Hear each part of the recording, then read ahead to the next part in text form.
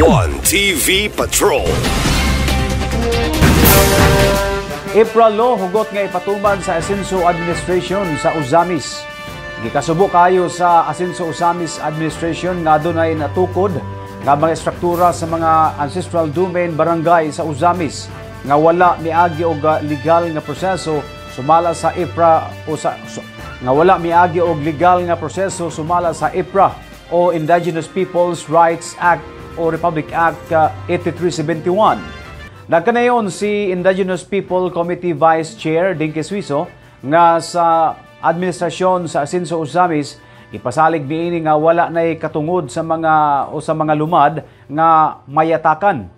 Kung nakalusot ang maong mga kahimuan sa mga nangaging administrasyon apan karon dili na og magsubay gayud kung unsa ang nasudnon nga balaod mahitungod sa paggamit sa ancestral domain. Gihimong panag-ingnan ni Consel Dinky Suizo ang unang kumpanya nga mi-apply og negosyo sa ancestral domain nga miagi gayud og makuting proseso gikan mismo sa komunidad sa mga lumad sa Provincial og National Commission on Indigenous People og sa City Hall ang press kusina.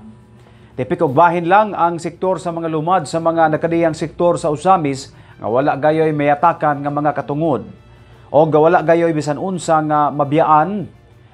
padulong sa hingpit nga kalambuan ilalom sa administrasyon sa Asenso Uzamis. So suma total, di ka magtaka og sulod sa mga subanon or ancestral domain kung dili ka mananghid sa masubanon community sa 5 ka ancestral barangay.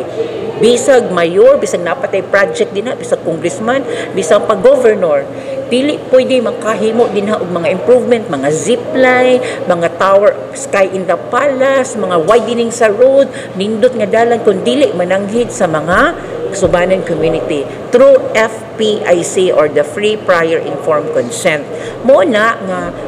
wala na naprotektahi o wala na implement the previous nga administration. Murag ang among arang administration ang ning patch up sa tanan nga mga loopholes o mga mistakes sa una nang natingalat ang ano na naman lagi na sila dinha because katong time dili kaay sila lenient ra sila ang pag-implement sa mga balaod. Unang luoy ka itong mga subanon, wala nila na feel nga protektahan sila sa LGU, wala nila na feel nga na LGU o gobyerno nga motabang nila kay in the first place wala sila kabalo nga mo di na ilahang mga katungod, o po sila kabalo nga ilaha day na, wala po sila kabalo nga kung mumaligya ta wala gyud di ay mugawas nga titulo nga mo adto sa nakapalit sila ra day gihapon ang pag-iya. Mas madako man ka o magamay nga sektor sa ato ang katilingban ang Asenso Uzamis Administration na agad pirmi magprotektar sa imong katungod. Maduol man nagmalayo mo nang sila lipay kaayo nga magsug-on sa kalayo ilahang lugar giatuon din nato atong gipasabot kanila nga mao niyo mga katungod.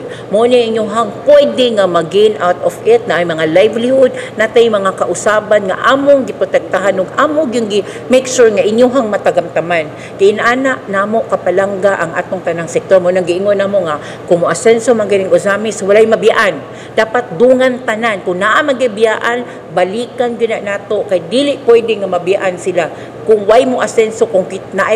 naay mabilin dapat kitang tanan mo nang pamaagi na mo nga we could reach as far bisa pag unsa na kagamay nga community unsa na kadako in the moment nga may nahanglan sila sa regulatory power sa LGU may nahanglan sa tabang sa LGU sa pagproteksyon sa ilang mga katungod naata nila gyud wa di nang nato sila pasagdaan in ana ka importante para ni Mayor Indi og sa tibok Asenso Administration ang ilahang mga tagsa-tagsa ka mga katungod. TV Patrol.